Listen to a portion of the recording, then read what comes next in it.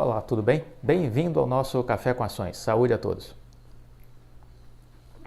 Café com Ações é o nosso giro de notícias, informações sobre economia, bolsa de valores. A gente procura aqui atualizar o que foi mais importante, que foi divulgado à luz do nosso entendimento do que é relevante para as nossas estratégias de investimentos. Essa é a ideia do Café com Ações. Então a gente procura aqui ser seletivo, mostrar que a gente precisa se afastar do excesso de informações que existe aí nas mídias tradicionais, nas redes sociais, na internet e procurar focar e olhar aquilo que pode ter alguma importância para as nossas estratégias de investimento. Tempo é dinheiro e nós não podemos desperdiçá-lo. Muito bem, começo esse Café com Ações de hoje com uma notícia que a Oi ela está emitindo 2 bilhões de reais em debêntures para financiar atividades operacionais. Essa foi a matéria da Money Times de hoje cedo.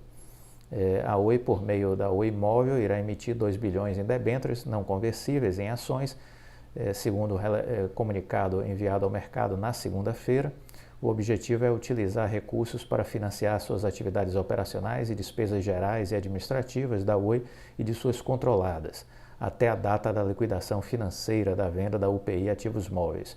Os papéis serão subscritos e integralizados por fundo de investimento gerido pelo BTG Pactual.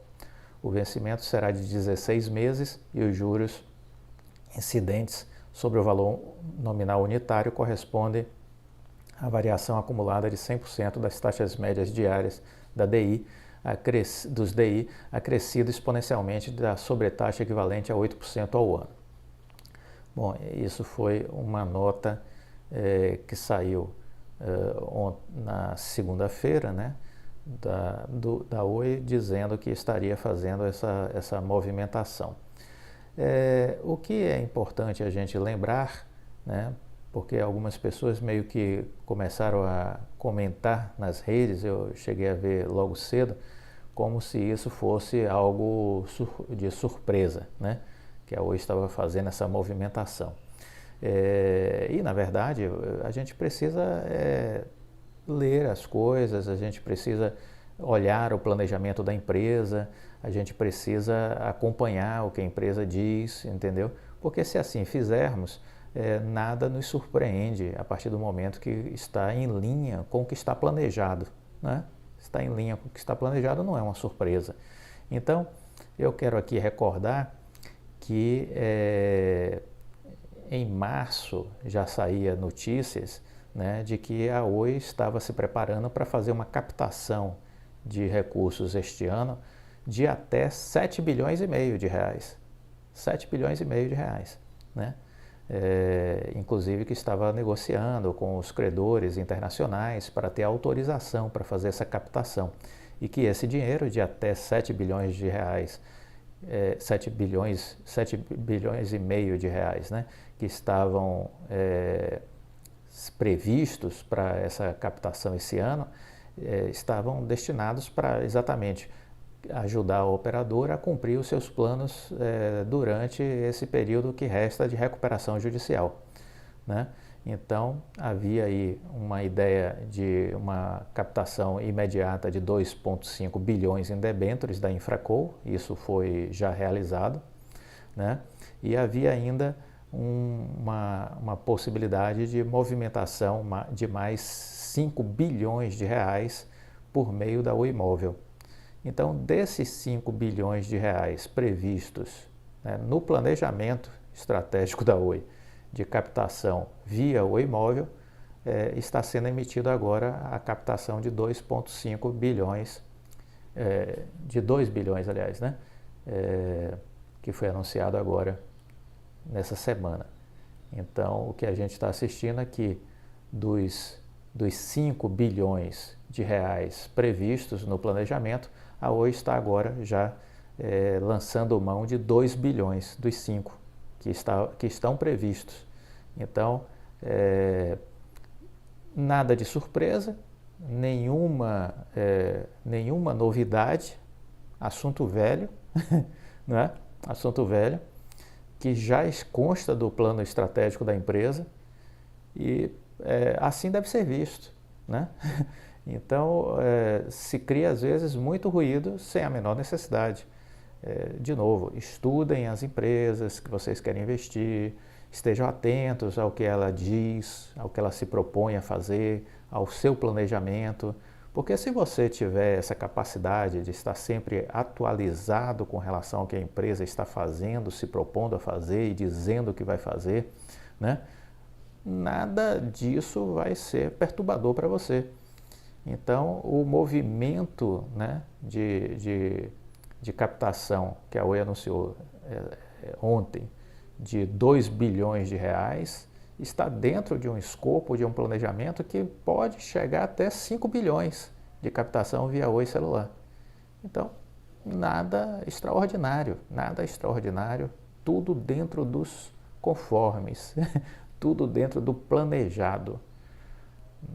Seria surpresa se a gente ouvisse aqui, Oi está está tomando um empréstimo de 10 bilhões. Opa, não eram 7,5 a captação esse ano, por que está em 10? Subiu em relação ao previsto que eles disseram no ano passado. Então, a gente precisa acompanhar o que sai do script. O que está dentro do script não deve nos perturbar. O problema é que muita gente não conhece o script. Esse é um problema.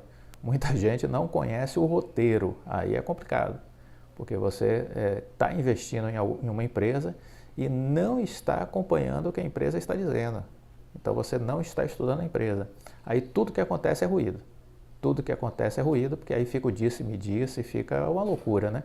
E isso não pode ser método de condução de decisões do investidor. O investidor que fica preso ao ruído do mercado está morto, está liquidado, entendeu? Vai ser um perdedor. Então nós não podemos ser esse tipo de investidor. É preciso ter o conhecimento, o preparo adequado para investir na bolsa. Se a gente não tiver isso, a gente vai estar sempre a reboque de de notícias desencontradas, de fake news, entendeu? De informações distorcidas, e aí a gente acaba botando os pés pelas mãos, tomando decisões totalmente equivocadas. Então estejamos atentos a isso. Bom, na esteira das notícias, eu gostaria também de dar um destaque para uma empresa chamada Ebanks. Ela fez agora um movimento de preparação para o seu IPO.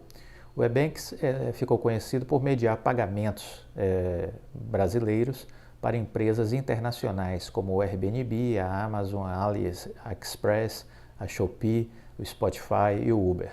Essa proposta levou a fintech a alcançar o posto de primeira startup avaliada em pelo menos $1 bilhão no hemisfério sul em 2019. O Ebanks ele anunciou a captação de recursos ambiciosos para crescer ainda mais e está se organizando para chegar à bolsa. Ela divulgou agora recentemente uma captação de $430 milhões, cerca aí de 2,2 bilhões de reais. Foi um investimento da gestora de private equity Advent International. A Advent foi criada em 1984 e já realizou mais de 375 transações em 42 países. No final de 2020, tinha $76 bilhões em ativos sob sua gestão. Ela foca em setores de investimento como serviços financeiros, saúde, indústria, varejo, consumo, lazer e tecnologia, além de mídia e telecom. Alguns negócios brasileiros que receberam investimentos da Advent são o grupo Big, que era antes da Walmart Brasil, o grupo CRM, que é da Copenhagen, a CIT, e foram alguns dos investimentos que a Advent já fez aqui no país. Em comunicado, o Ebanks informou que a maior parte do aporte vai para a atração de talentos, expansão, fusões e aquisições, e o investimento também estará em apoio ao IPO nos Estados Unidos, segundo a fintech. Dos 430 milhões, 30 milhões de dólares serão investidos especificamente para apoiar a oferta pública inicial do Ebanks. A Advent entra como sócio minoritário e os fundadores do Ebank permanecem como majoritários. O Ebanks é uma das empresas mais impressionantes que eu conheci nos últimos 20 anos, escreveu Mário Malta, sócio da Advent, responsável pelos investimentos do fundo na área financeira na América Latina.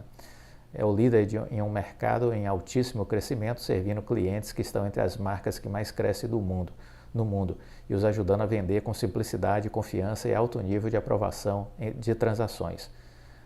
Estamos felizes em concluir essa operação com a Advent, um parceiro com um profundo conhecimento e expertise no setor de pagamentos, declarou João Del Valle, que é o CEO da Ebanks. Então, temos aí mais uma empresa brasileira se movimentando para fazer o seu IPO na Bolsa dos Estados Unidos, na Nasdaq.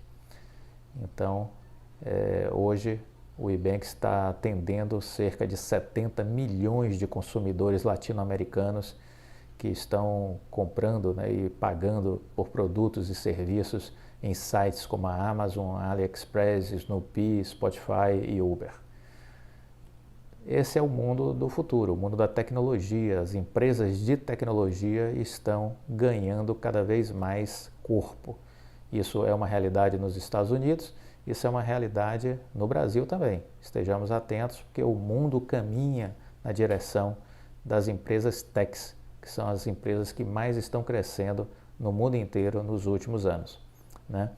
A Janet Yellen, ela é secretária do Tesouro americana, ela esteve na Câmara dos Estados Unidos e ela defendeu uma política fiscal responsável. Ela foi presidente da Federal Reserve. Ela esteve no dia 17 de junho na Câmara lá nos Estados Unidos e ela disse que a política fiscal deve ser responsável e sustentável. Ela declarou que o nível da dívida e do déficit no país importam, mas que o ambiente de juros baixos favorece o financiamento dos gastos do governo. Também numa audiência no Senado, na mesma semana, no dia 16, Yellen deu o mesmo tom no seu discurso, né?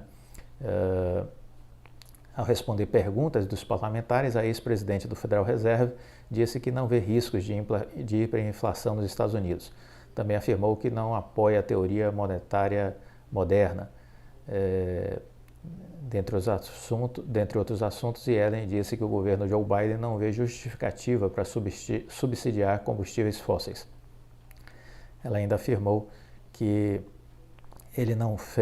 o presidente não fez propostas sobre impostos a nível local e estadual. Então, é importante sempre estar acompanhando as notícias da economia americana, maior economia do mundo, né?